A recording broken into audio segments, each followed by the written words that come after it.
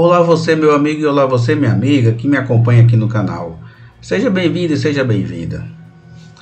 No vídeo de hoje eu vou contar para você uma parte da história de Monte Castelo, que foi aquela cidade na Itália que o Brasil conquistou durante a Segunda Guerra Mundial. Só para você entender aqui um pouco, né? Naquela época o Brasil estava aliado com os países aliados, né? Que era, né, os Estados Unidos, era França, Inglaterra e era também a União Soviética na época, né? E também a China, os 5 blocos, né? Os aliados contra os países do eixo, né? Que era a Alemanha nazi, né? Do bigodinho lá, do cara do rico do bigodinho, né? Ele que fez toda aquela situação, a Itália e o Japão, né? Que aquela guerra começou. Só para você entender aqui como é que começou um pouquinho da guerra, né? Começou quando os alemães invadiram a parte da Rússia, que tinha aquele pacto lá, né? O pacto entre os socialistas e os nazis, né? Que um não ataca a área do outro. Só que o cara do bigode lá foi lá e atacou a Rússia, né? No caso, na época da União Soviética. Aí começou toda a guerra. Aí depois disso aí veio aquela história lá tinha aquela guerra já bem antes, durante a Primeira Guerra Mundial ainda, que antes de cair a monarquia russa, né, teve aquela guerra lá do Japão contra a Rússia, certo? Aí depois disso o Japão invadiu, deu aquela história lá que o Japão atacou a base no Havaí, que agora me fugiu o nome agora, depois você bota o nome aí, Rafael, o nome era esse, tá bom? Me fugiu o nome agora aqui. Daí que começou daquela confusão, né? Já foi bem depois, quer dizer, falando mais resumido. Aí esse foi o motivo que o Japão, os Estados Unidos jogou as 2 bombas lá em Hiroshima e Nagasaki, né? Lá no Japão, tá bom? Mas por conta que o Japão invadiu primeiro anos antes, né? A base americana no Havaí. Só para você entender a situação. Mas durante esse tema aqui, já coloquei até aqui no canal, já mostrei aqui no canal onde é que ficava a base aérea dos americanos aqui em Fortaleza, tá bom? Ficava ali no PC, né? Inclusive, eu já até mostrei que a rua Pernambuco ali, onde atualmente é do lado do muro da UFC, era justamente a pista de aviação, né? Foi a primeira pista de aviação dos aviões americanos aqui, certo? Atualmente tem lá um monte de casa em cima da pista, mas a pista de aviação, o terreno da UFC e as casas que estão ali, tudo ali era pista de aviação, né, que começou com aviões pequenos postos, depois foram os dirigíveis, aí depois os americanos foram para a base aérea que é atualmente de Fortaleza, onde fica o aeroporto Pinto Martins, né, naquela mesma pista lá. Foi pouco tempo depois, mas é só para você entender um pouco dessa história. E nisso, né, para o governo Getúlio Vargas teve que escolher, ou ficava do lado dos alemães, ou ficava do lado dos americanos, né? E poucas pessoas sabem, mas o Hitler tinha uma simpatia pelos alemães. Perdão, falei o nome do cara aqui agora. O Getúlio Vargas tinha uma simpatia pelos alemães, certo? Tomara que o YouTube não venha aqui agora e me tire agora a minha monetização agora, né? Mas eles tinham simpatia pelos alemães lá, o Getúlio Vargas, tá certo? Então, o que acontece? Aí nisso o governo brasileiro teve que escolher, ou ficava do lado dos alemães ou do lado dos americanos, né? Sabe que teria um embarque econômico, aquele negócio todo, porque os alemães estão aqui invadir todo mundo, né? E fazer um só povo, aquele negócio todo, povo variando, você sabe já aquela baboseira que ele queria fazer, né? Aquele bicho ruim lá do bigodinho, né? Pois é. Aí nisso, tivemos aqui no Brasil as forças especiais brasileiras, né? Que foram lutar na Itália, certo? Conquistaram 2 cidades lá, né? Tomaram essas cidades que estavam na mão dos alemães, né? Que foram Montese e Monte Castelo. Inclusive, esses duas cidades, Montese e Monte Castelo, foram homenageados posteriormente depois aqui em Fortaleza com esses mesmos nomes, né? Que trocaram o bairro que era atualmente ali. Se não me engano, ali onde é o Monte Castelo, ainda é tudo aquele era alagadiço, né? Alagadiço que foi um dos bairros aqui em Fortaleza que teve os pontos de concentração, né? Na época daquela grande seca de 32, né? Que já vem também de 1915, 32, enfim. Já foi uma outra situação aqui, mas eu vou deixar para você que já bem a fundo essa história, tá bom? Pois bem, meu amigo e minha amiga que me acompanha aqui no canal. Então, pegando essa parte aqui da história, eu estou gravando esse vídeo para você aqui hoje, nesse dia 23 de fevereiro de 2025. Grave bem essa data, porque esse vídeo aqui vai virar um vídeo atemporal, tá? Tá com uns 3 dias, mais ou menos, que fez exatamente 80 anos da conquista da cidade de Monte Castelo, lá na Itália, pelas forças expedicionárias brasileiras, tá bom? E nisso aqui, tivemos, daqui também de Fortaleza, tivemos alguns soldados, né, que combateram naquela guerra. E graças a Deus temos ainda soldados que estão vivos para contar essa história, né? Inclusive um deles até aniversariou no mesmo dia que o Brasil conquistou a cidade do Monte Castelo, tá bom? E é isso que eu quero te mostrar aqui, essa informação agora sobre essa cidade, sobre esse soldado, né? E também eu vou aproveitar aqui e vou trazer uma outra matéria sobre outros sites, sobre isso aí, tá bom? Antes eu quero convidar você, se você é novo aqui no canal, para você se inscrever, ativar o sininho, deixar seu like para que você não perca nenhum vídeo. Aqui no canal, meu amigo e minha amiga, eu trago a história do Ceará, né? Agora essa aqui vai ser a história mundial, porque também envolve os cearenses. E também trago histórias locais e também trago notícias atuais que vão virar história para o futuro, tá bom? Entre vários assuntos do nossa história, tá bom? Então, vou só mudar aqui um pouco aqui o foco, tá aqui, ó. Isso aqui, ó. Essa aqui é a informação que eu quero trazer aqui, tá? Ó, aos 103 anos, Pracinha Cearense comemora aniversário um dia após 80 anos de vida da vitória de Monte Castelo. Eu falei no mesmo dia não, mas eu errei. É um dia após, tá bom? Tem aqui essa informação aqui. Vou já te mostrar quem foi esse soldado, né? Mas antes disso aqui, de eu mostrar para você esse soldado, você fica aqui no site não, por favor. Quero também trazer aqui duas informações aqui da BBC News, né? Pegando aqui um pouco dessa história para a gente poder ilustrar essa informação, tá bom? Então não sai que esse vídeo aqui tá interessante, né? 2 matérias para você, tá bom? Tá aqui, deixa eu ver aqui, essa informação, esse vídeo aqui, essa matéria aqui é no mesmo dia, se não me engano. Rapaz, eu tinha separado. Tá aqui, Monte Castelo, 80 anos. Ele até falou assim, olha aqui a matéria, o bicho ruim é testemunha, né? Que não foi um passeio. Tá aqui uma imagem, né? Monte Castelo aqui, o cara mostrando onde estava a cidade, né? Tá aqui, interessante, ó. Essa matéria aqui é do dia 20 de fevereiro de 2025, tá bom? Tá com 3 dias essa informação, né? E tem aqui essa informação. Soldados que transformou a música Batalha de Monte Castelo da Segunda Guerra Mundial. Você tem outras pessoas também aqui. Da mesma BC no dia 21 de fevereiro, tá bom? E tem essa aqui do jornal do povo daqui de Fortaleza, né? Que já foi feita no dia de ontem, 22 de fevereiro, tá bom? Então vamos começar aqui pela ordem cronológica, tá ok? Dia 20, ó. Há mais de 15 dias sem tomar banho, cortar o cabelo e fazer a barba, um jornalista e escritor Joel Silveira, na época com 26 anos de idade, só pensava em viajar para Roma. Queria usufruir de alguns momentos de paz e sossego. Admitiu na crônica O Castelo é Nosso, publicada no livro O Inverno da Guerra, que foi pela Editora Objetivo em 2005.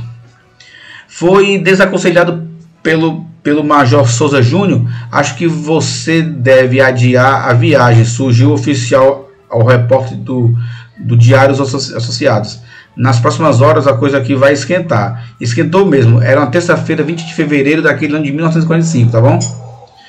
A minha avó, Deus o tenha, a minha avó, mãe da minha mãe, ela, por incrível que pareça, ela nasceu no dia que a guerra acabou. 2 de setembro, para você ter uma ideia. Mas isso aqui não tem nada a ver, né? Mas vamos lá. O dia seguinte começou cedo, às 5 da manhã, tá bom? Vamos ver se tem mais imagens aqui para a gente poder... Tem. Eu vou trazer aqui mais para você aqui. Mas eu vou mudar aqui a tela, tá? Vamos continuar aqui, para não travar aqui o OBS Studio, tá bom? Olha, vamos aqui. O dia seguinte começou às 5 da manhã. Joel Silveira e os demais correspondentes tomaram um café apressado, encheram os bolsos de chocolate e saltaram em seus jipes. Rubens Braga, do Diário Carioca, e Francis Halavel, da BBC, né? Olha, a BBC já estava naquele tempo já, viu? Estavam em Nápoles, na Itália, à espera do desembarque de mais um pelotão da Força Expedicionária Brasileira, a FEB. Naquele 21 de fevereiro de 1945, Silveira assistiu à tomada de Monte Castelo, o pesadelo maior da FEB, de um lugar privilegiado, o posto avançado do general Cordeiro de Farias. Silveira chegou ao posto de observação da FEB por volta das 8 horas da manhã. A operação tinha começado cerca de 2 ou 3 horas antes. Munido de uma luneta, acompanhou a ofensiva do 1º Regimento de Infantaria, o Sampaio. Um batalhão comandado pelo Major Olívio Gondim de Uzeda seguiu pela esquerda. Outro, conduzido pelo Major Cinzeno Sarmento, avançou pelo centro, e um terceiro, coordenado pelo Tenente-Coronel Emílio Rodrigues Franklin, atacou pela direita. O objetivo da operação era um só: tirar o castelo das mãos dos alemães até o fim da tarde. Mais ou menos uns tantos quilômetros dali, Braga e Hallowell foram receber as homenagens do 4º escalão da FEB, quando soube que as tropas americanas tinham tomado o Monte Belvedere. Braga cochilou para Harry: sou capaz de apostar como aqueles diabos brasileiros estão atacando outra vez o Monte Castelo, e dessa vez vai ver que eles tomam. E nós aqui em Nápoles, lamentou em O Castelo Caiu, do livro Crônicas da Guerra da Itália, pela editora Record, de 2014. Tem aqui um aspas, eu tenho que falar de onde é a editora. Se Silveira só se referia ao castelo como pesadelo, Braga relata que o monte era conhecido como amaldiçoado. Belvedere e Castelo eram dois montes que, entre outros, como Corgolesco, Latorrácia e Ronchidos, formavam uma cordilheira em poder dos alemães. Para chegar à cidade de Bolonha, os aliados tinham que cruzar a rodovia 64. Não adiantava conquistar esse ou aquele morro, toda a cordilheira tinha que ser ocupada. Se a FEB não tivesse vencido, os aliados teriam dificuldades para romper a resistência alemã. Abre e fecha aspas. Afirmou o historiador Carlos Darós, Carlos Darós, doutor em História Social pela Universidade Federal Fluminense e coautor do livro A História do Brasil nas Duas Guerras Mundiais, pela editora Unesp, 2019. Abre aspas. A conquista do Monte Castelo consolidou a FEB como uma força combatente respeitada e marcou sua contribuição decisiva para a vitória dos aliados na Itália. Agora eu vou entrar aqui com a imagem agora, certo? Daqui para você ver aqui a internet aqui, ó. Tá aqui a imagem da época. Tá aqui os soldados, né, chegando lá, e tá aqui Monte Castelo, que é um monte, né? O soldado tá aqui, General Mascarenhas de Moraes observa o monte. Ok. Vê se tem mais alguma imagem aqui. Tem muitas imagens aqui ainda para a gente poder compartilhar aqui, né? Ó, de frente, os garranchos indecifráveis. Silveira notou os principais acontecimentos do dia. Sem dúvida alguma, um instante mais sensacional aconteceu às 16h20, quando a artilharia divisionária concentrou seu poder de fogo sobre o castelo. Registrou, abre aspas, no céu de inverno à noite já se pronunciava, de forma que se notavam timidamente as chamas que surgiam a cada explosão dos obsessos. Chamas altas que o binóculo me mostra tão próximo. Outro trecho apresentou às 7h45 ou 5h45 da tarde. O general Cordeiro de Farias afasta-se da luneta e volta-se para mim e diz: Castelo está praticamente conquistado. Praticamente. O tão esperado grito de vitória veio às 5h50, depois de 5 minutos, né? 17h50. Estou no cume do Monte Castelo, avisou pela rádio o Major Franklin. Ao lado do Silveira, o general Cordeiro sussurrou, quase incrédulo: o castelo é nosso, abre e fecha aspas. Aí aqui tem mais uma coisa que ele falou aqui na época, né? Falou o seguinte aqui, ó. Não sei se o preço que pagamos em mortos e feridos por essa vitória, não sei o preço, né, que pagamos por isso, né? Escreveu Braga, mas gostaria de estar na frente na hora que ocorreu, de telefone em telefone, de boca em boca, a notícia preciosa: o castelo é nosso. O correspondente estava sujeitos aos mesmos infortúnios que os soldados. Poderiam ser alvejados por um franco atirador ou cair em armadilhas com explosivo. Descreve o jornalista historiador Elton Costa, autor de Crônicas de Sangue, jornalistas brasileiros na Segunda Guerra Mundial, Montreux, 2019, que é a editora Yuan. Abre aspas. Joel Silveira sofreu um acidente quando o Jeep que estava saiu da pista e a caminho de Roma, em uma noite muito escura. Não se machucou, mas ficou assustadíssimo. Já Raul Brandão, do Correio da Manhã, quebrou a bacia em um capotamento. Usou bengala pelo resto da vida e desenvolveu o estresse pós-traumático. Fecha aspas.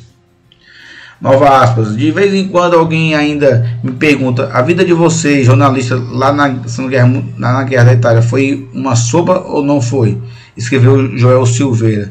Fecha aspas, né? Nova aspas. Até anos atrás, a pergunta que me irritava profundamente, mas agora pouco ligo, limito-se a pensar: o diabo é testemunha do que não foi um pesadelo, que não foi um passeio. Fecha aspas, mais uma vez. Deus me defenda. Abre aspas. O medo que aquele constante odor de sangue velho e óleo diesel, que é cheiro de guerra, é mais tédio dos longos dias e noites em locais inviáveis, sitiados pela neve. Onde há sopa? Repito, o bicho ruim que estava lá é testemunha de que ali não foi um passeio. Até aqui mais uma imagem aqui para você, aqui, ó, tá bom? O oficial brasileiro passa em revista do batalhão da FEB ao fundo do Monte Castelo, né? Tá certo? Tá aqui mais um, ó. Descida dos Infernos. A tomada do Monte Castelo não se resumiu a um único dia, 21 de fevereiro de 1945. Começou bem antes, lá no dia 24 de novembro de 44, e se estendeu até o dia 21 de fevereiro em 45. Foram ao todo 4 ofensivas ao todo mal sucedidas. A primeira aconteceu no dia 24 de novembro de 44, e em seguida no dia 25. O terceiro ataque ocorreu no dia 29 de novembro e o quarto no dia 12 de dezembro. Com exceção do quinto e último dia, Rubem Braga cobriu todos os anteriores. O que mais impressionou é que nossos homens foi a fúria do ataque alemão. Olha quem falou aqui, ó. Ele, no último dia que ele não cobriu, ele cobriu todos os 4 anteriores. Então ele era o pé frio aí, né? Brincadeira. O que mais impressionou foi o dos nossos homens, foi a fúria do ataque alemão, o desprezo do inimigo pela vida. Os nazis, tá aqui o nome, esse aqui o nome, ó, você tá vendo aí, né? Certo? Avançavam sobre as rajadas de metralhadoras e continuavam a avançar sem dar importância aos que tombavam atingidos, escreveu uma crônica. Os caras Deus me defenda. De 4 tentativas, a mais violenta foi a do dia 12 de dezembro de 44. Abre aspas. Sob o intenso fogo de artilharia alemã e sem apoio técnico adequado, a FEB enfrentou grandes dificuldades e foi obrigada a recuar. Analisa Carlos Daron. Esse revés gerou questionamentos sobre a capacidade da tropa brasileira e evidenciou a necessidade de um planejamento mais coordenado. Quando a ofensiva fracassava, as tropas tinham que recuar, sofrer as feridas, contabilizar as baixas e repor as unidades e planejar uma nova investida. Ou seja, com a baixa que eu digo é a pessoa que morreram estava ferida, né? Aí tinha que trazer mais gente para lá, tinha que agora para chegar lá que era complicado, né? Território hostil. Outro adversário impiedoso era o frio intenso. Os pracinhas tiveram que enfrentar um dos invernos mais rigorosos dos últimos 50 anos. Ou seja, teve neve forte, chuva e denso nevoeiro. Por diversas vezes a temperatura chegou a 20 graus negativos, afirma o historiador Denilson, com 2 N's, de Oliveira, doutor em Ciências Sociais pela Universidade Estadual de Campinas, a Unicamp, e professor de História da Universidade Federal do Paraná, UFPR. Os pracinhas combatiam o frio como podiam e colocavam palha e jornal dentro das galochas para manter os pés aquecidos. Outros dormiam com cantinho entre as pernas para impedir o congelamento da água. O exército do Bigodinho, né, do HITLER, às vezes eu não sei se eu posso falar o nome aqui, pode dar um problema para mim aqui, né? Tinham outra aliada, a geografia montanhosa. Para conquistar o Monte Castelo, os brasileiros tiveram que subir a montanha do outro lado. Os alemães entrincheirados tinham a liberdade tanto para observar o inimigo quanto para abrir fogo contra ele. Olha aí, rapaz, foi complicado. A região tinha um aspecto desolador porque os NAZISTAS derrubaram a vegetação para monitorar o invasor, explica o pesquisador Israel Blajberg, diretor da Casa da FEB. Os aliados chegaram a usar máquinas de fumaça para camuflar o avanço das tropas, mas o resultado foi limitado. Na opinião do historiador César Campiani Maximiano, doutor em História Social pela Universidade de São Paulo, o autor do livro Barbados, Sujos e Fadigados, Soldados Brasileiros na Segunda Guerra Mundial, editora Crua Livros, 2010, um dos maiores adversários da FEB foi o modo de adaptação, né? Os estrategistas sabem que o exército nunca se prepara para uma guerra do futuro, né? Nunca se prepara, sabe? Então, mas sim para a última guerra. Então, logo o continente brasileiro se adequou aos parâmetros do combate da Itália. Conseguiu executar as missões em pé de igualdade com seus aliados, afirmou. Tá aqui, ó. Rubem Braga primeiro à esquerda. Então esse aqui é o Rubem Braga, né? Em pé, Joel Silveira primeiro à esquerda e Joel Silveira sentado. Isso. Então tá aqui também aqui à esquerda aqui, ó. Tá aqui a maquinazinha aqui, né, da fotografia. Tá aqui. Entre os correspondentes da Guerra Brasileira na Segunda Guerra Mundial, né? Tá aqui entre outros repórteres, né? Tá aqui os dois aqui, ó. OK? Interessante aqui.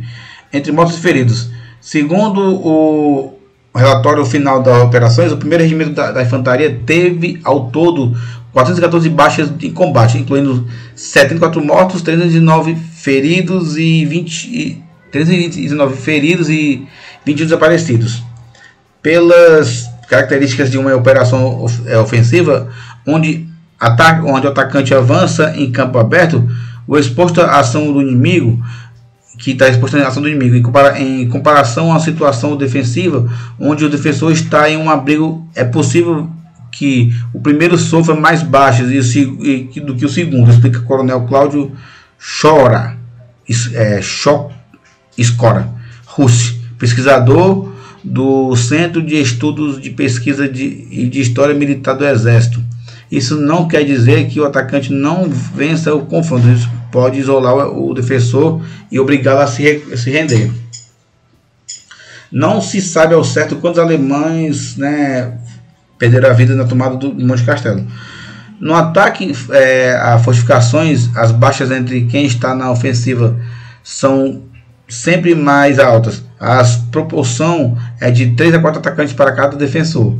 Calcula Campiani. Nas praias de Normândia também morreram mais soldados aliados do que os alemães, né, do que o pessoal do eixo, né? 70 dias depois da tomada de Monte Castelo, os expedicionários brasileiros poderiam finalmente comemorar o fim da guerra, naquele de 2 de maio de 45. E eu vi é engraçado, né, que eu vi no outro livro, que era no dia 2 de setembro, né? Mas tudo bem. Se eu falei aqui no começo aqui que foi 2 de setembro, eu peço perdão para você que está me acompanhando, foi no dia 2 de maio. Tá?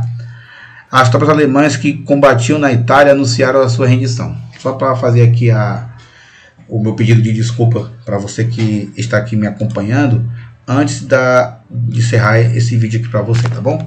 Aí você viu que eu mostrei aqui a primeira matéria, né? Vou já falar aqui sobre o soldado cearense, né, que fez aniversário esses 3 anos aí, né? Nesse dia aí. Aí, aqui você tem uma matéria aqui mais... Tem outra matéria aqui do jornal também, que eu vou chegar lá para você agora. Caiu aqui a internet agora. Pera aí. Não sai aí não, por favor, viu, que caiu que foi tudo agora. Aqui. Eu só mudar aqui de tela, ele acaba aqui com tudo. Essa aqui é a matéria que eu ia te falar. Soldado que transformou música em batalha de Monte Castelo na Segunda Guerra Mundial. Ou seja, continuando aqui a situação, né? Aqui ele tem aqui é a família do rapaz, né? Do soldado, tá bom? Vamos entender essa informação aqui. Claudete, Claudeci e Creus à esquerda sentados, Claudemir e Cláudio à esquerda em pé. Né? Vamos entender essa informação aqui, ó. À esquerda em pé ali, ó. Vamos lá. Os irmãos Claudeci, Claudemir, Claudete, Cleusa e Cláudio Sodré da Silva, com idade entre 60 e 68, já perderam as contas de quantas vezes tiveram que ouvir o samba pró-brasileiro. Alemão é sopa e a embolada onde vi tanto Tedesco. Mesmo assim, não se cansam de escutá-las. Os primeiros acordes das canções compostas e cantadas pelo pai deles, o então cabo da Força Expedicionária Brasileira, Natalino Cândido da Silva, e gravadas em um acampamento da Itália em 1945 pelo correspondente da guerra da BBC, Francis Harvey, e os cinco não conseguem segurar a emoção. Bate a saudade e suspira Claudeci, né? Enfim, Claudete, o mais falante do grupo, eu concordo. Apesar da pouca escolaridade do seu pai, se expressava muito bem, né? Olhasse de tamborilando com os dedos da mesa. É emocionante saber que uma pessoa tão simples conseguiu escrever o seu nome na história do Brasil. Reconhece enquanto cantarola um texto de samba, né? Tá aqui. As duas músicas destacam entre as 16 canções gravadas na Itália por Haleville, o Chico da BBC. Nos 8 meses em que acompanhou a FEB, munido de um aparelho que registrava os sons captados por seu microfone em discos especiais de alumínio cobertos por um leque de acetato.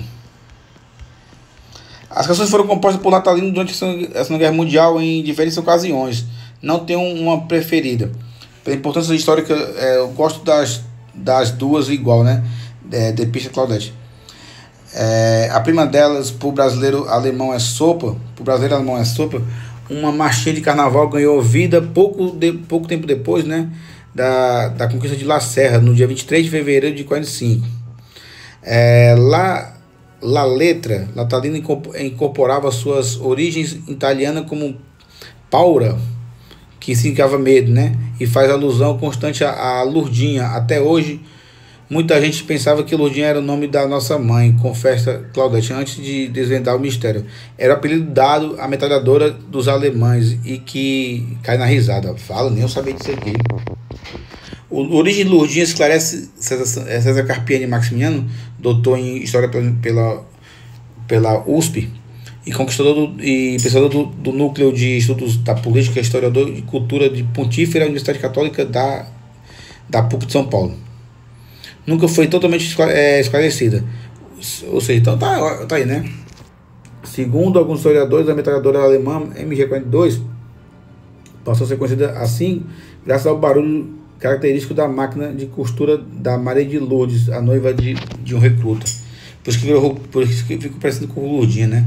Outra versão, porém, sustenta que a sua rajada de tiro de 1.8 mil por minuto lembrava a tagarela de um namorado de um outro expedicionário.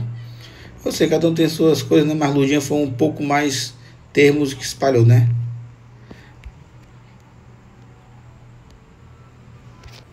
E aqui tá a imagem do Natalino, como ele estava mostrando, né? Tá certo? Tá aí, Metalúrgico de Niterói, Natalino compôs 2 canções mais emblemáticas das festas na Itália pelas pracinhas. Tá aí, Segunda Guerra Mundial também, típico Nordeste. A segunda música natalina é uma embolada do ritmo típico do Nordeste, chamada de Onde Vi Tanto Tedesco. Dessa vez homenageia o Major Cinzeno Ramos, sargento que nasceu em 1907 e morreu em 83, que comandou o 2º Batalhão do 1º Regimento de Infantaria, conhecido pelo Regimento Sampaio, e cita algumas peças de artilharia como o canhão 88mm e o morteiro de 60mm. Quanto ao Tedesco de título, era a forma brasileirada de os pracinhas se referirem aos alemães Tedeschi, em italiano. Tá, eu já vi essa marca Tedeschi também.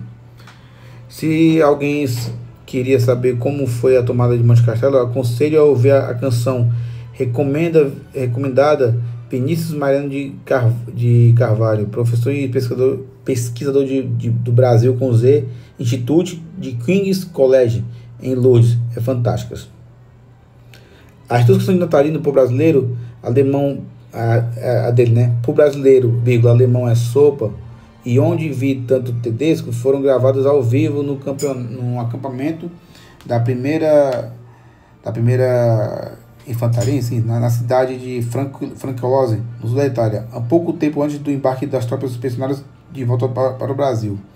Outro músico gravado de Francolose por um pequeno conjunto com 2 soldados imitando o trombone e pistão estão em 12 programas feitos com gravações de Hallowell e foram disponibilizados pela BBC Brasil em 2018, como parte das celebrações dos seus 80 anos. O pai sempre foi grato à BBC por ter registrado aquelas músicas Silent Claudette, um dos seus filhos, né?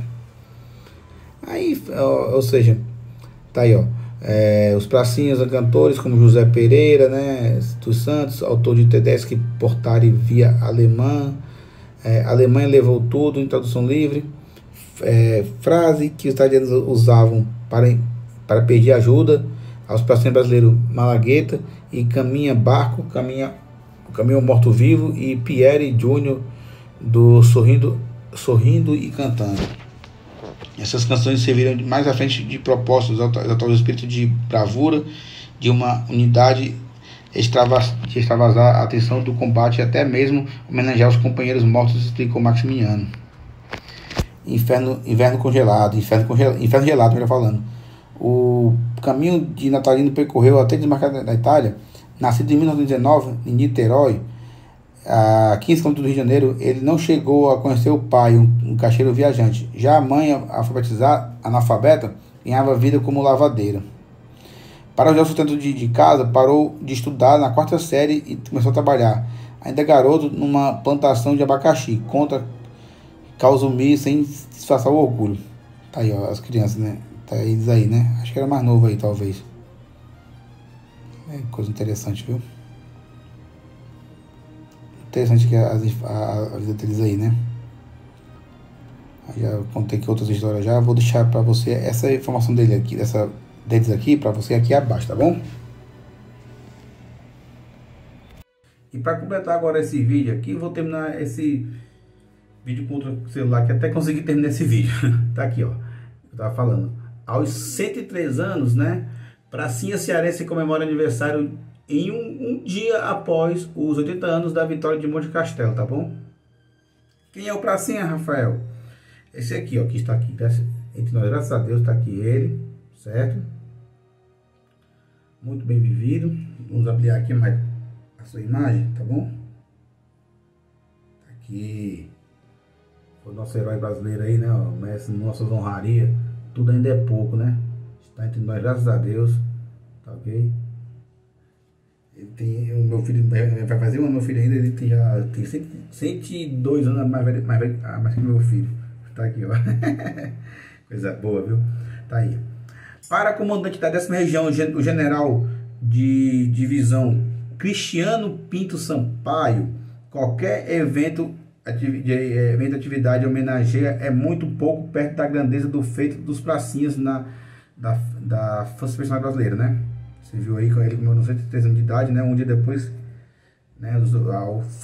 Ele estava com uns 26, se não me engano, né? Que ele, quando foi conquistado em 45, no dia 21, mais ou menos, né? De 45, 20 de fevereiro, e fez um dia depois, tá aí, ó.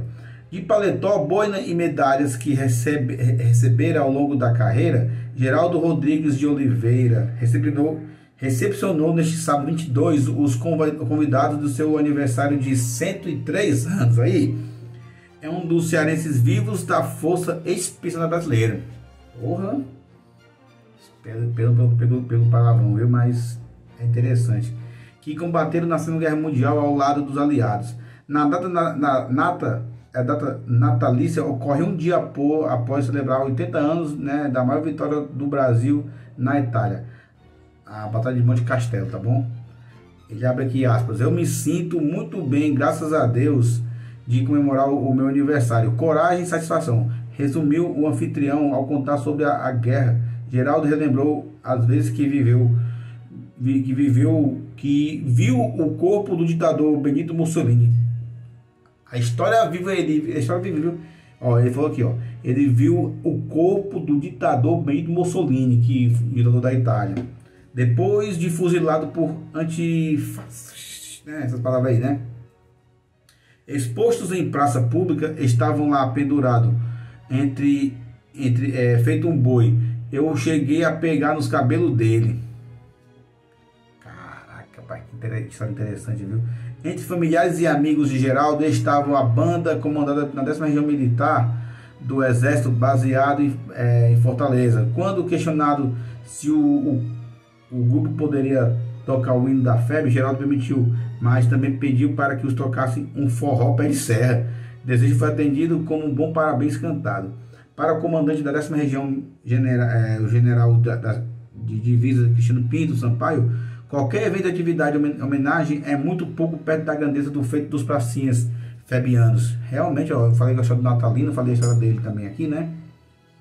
Imagina uma pessoa que estava na guerra sabendo que o seu aniversário seria no outro dia e você tendo que ir para a guerra, escalar um monte, se deparar com um exército poderoso. Eu não tenho dúvida que o valor dos nossos pracinhas é de uma grandeza imensurável, porque eles é que foram para a guerra, que estiveram frente a frente de combate que enfrentaram o inimigo, o frio, os tiros e os fogos da artilharia. Ele ponderou, né? No salão de festas do prédio onde Geraldo mora, localizado no centro da capital cearense, o pracinha febiano riu e celebrou ao lado de 3 filhos. O servidor público, o Wellington Rodrigues, de 70 anos de idade, que mora em Fortaleza, a juíza Carolina Bertrandi, de 51, e a psicóloga Gabriela Bertrandi, de 49, que viveram em Maceió e Alagoas para a celebração. A outra filha mora no exterior e outra em São Paulo.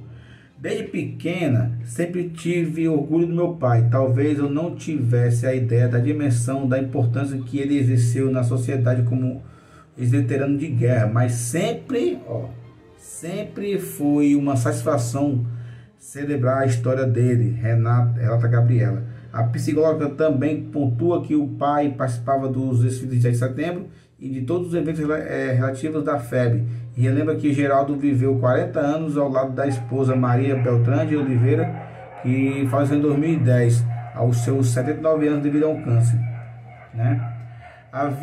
Não havia uma espontaneidade, né? Pode falar sobre a guerra em si, mas uma das coisas que ele gostava de mencionar era meu avô paterno dizia para ele: você vai e volta. Eu acho que isso fez diferença no sentido dele ter a experiência de que ele morreria, não morreria na guerra, não morreria, e daria seu testemunho disso. Tá aí dando testemunho aqui, ó, daqui o general, né, Cristiano, e ele, né, de aniversário de 103 anos do cearense Geraldo Rodrigues de Oliveira, pracinha da Fé. O crédito da foto é de Thaís Maria Salles. Tá aqui ó, com o general, né, atualmente, né, o Cristiano Salles Pinto. Que interessante, viu, pessoal? Tá me acompanhando agora. Tá aqui o nosso herói de guerra, né? Nosso cearense herói de guerra, tá bom? Um dos sobreviventes que estão vivos até hoje, tá? Aqui as suas medalhas no peito, ó. Certo? Que coisa legal, viu? Aqui é ele, mais uma vez, né? Certo? Se Deus quiser vai ver bem muito tempo ainda para não contar mais história. E aqui ele mais uma vez com os nossos generais atuais, né? Esse aqui sim, esse aqui fez por onde, viu? A banda do exército, né? Que foi lá reverenciá-lo, né? Tudo ainda é pouco ainda, né? Tá aí a foto dele mais uma vez aí, tá bom? Mais fotos aqui sobre dele com a sua família e seus amigos, enfim. Vou até colocar assim que vai ficar mais fácil de ver, né? O único que eu acho que não me atrapalha.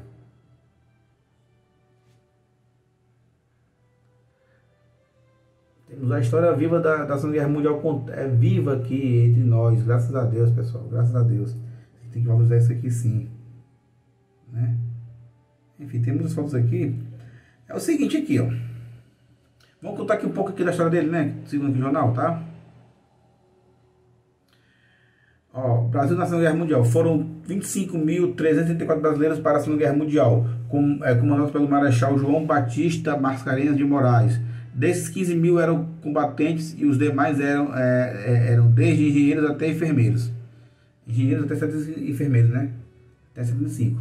Os cearenses foram 377. O número passa de 400 se considerar aqueles que ficaram no litoral. Após a atualização de dados feitos pela 10ª Região Militar, foi constatado que 2 pracinhas cearenses estão vivos. São eles o Tenente Geraldo, né? E o Sargento José Barbosa Sobrinho, de 107 anos. Tem mais um ainda mais velho ainda do que ele, de 107 anos. Que coisa boa.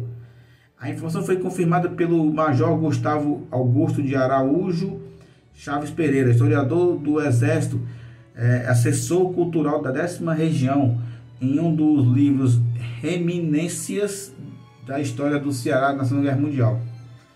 A então recém-criada Força Expedicionária Brasileira também participou, enviando um esquadrão de reconhecimento aéreo e o primeiro grupo de aviação caça, cerca de 200 de caça. Cerca de 2.700 homens foram feridos em combate. A FEB sofreu 467 baixas, sendo 6 cearenses, os sargentos Hermínio Aurélio Sampaio. Sargento Hermínio Sampaio, então vou contar. Será que é o sargento Hermínio Sampaio, que é o nosso sargento que dá o nome lá na avenida? Edson Salles de Oliveira, Francisco de Castro e o soldado José Custódio Sampaio e Clóvis Cunha de Paz de Castro. De Crateús, distante a 355 km de Fortaleza, né? O primeiro morreu em batalha de Monte Castelo e batiza uma famosa via de Fortaleza. Tá aqui. O sargento Hermínio Sampaio foi morto lá na batalha de Monte Castelo, mas aquela avenida ali que vai do centro para Barra, né? Chegando perto do terminal do Tom Bezerra, ele é homenageado com aquela via, certo? Aqui conta também atualmente o shopping Rio Mar Kennedy, certo? Foram cerca de 40 brasileiros que morreram na tomada de Monte Castelo. Foram enviados 5 escalões ao todo, com aproximadamente 5.000 pracinhas cada. Ao desembarcarem em solo italiano, os grupos passavam pelo último estágio de treinamento para, em seguida, entrarem em combate, de acordo com o Major Gustavo. Os cearenses começaram a chegar a partir do 3º e 4º escalões entre os meses de outubro e novembro, quando teve a questão lá das 4 guerras que o Rubens só cobriu. Aqui não cobriu, foi que nós ganhamos, né? Não é porque são brasileiros, né? São brasileiros, enfim. Meu amigo e minha amiga que me acompanha aqui no Apoio, é uma história muito interessante, viu? 103 anos, muito vivida. E tem outro que está vivo ainda com 107 anos, que temos que mostrar, né? Isso aqui é uma história viva, pessoal, uma história viva. Não tem pra onde correr não, tá bom? História viva, se eu pudesse conhecer ele pessoalmente, poderia agraciar e pedir como é que foi a história, contar aqui no canal, se eu pudesse, tá bom? Pois é isso aí, meu amigo e minha amiga que me acompanha aqui no canal. Essa aqui é a história que eu queria falar sobre o nosso pracinha, né? O Geraldo Rodrigues de Oliveira, tá bom? Que fez aniversário um dia após a conquista de Monte Castelo. E hoje ele está fazendo 103 anos e está nos contando aí, tá bom? E essa informação que eu estou pegando para você sobre ele é do site do Povo, tá bom? Que eu contei as 2 primeiras de acordo com o site da própria BBC Brasil, tá ok? Pois é isso aí. Se você gostou desse vídeo, dá o like, se inscreva no canal e compartilhe esse vídeo, tá bom? Muito obrigado, fique com Deus e até a próxima.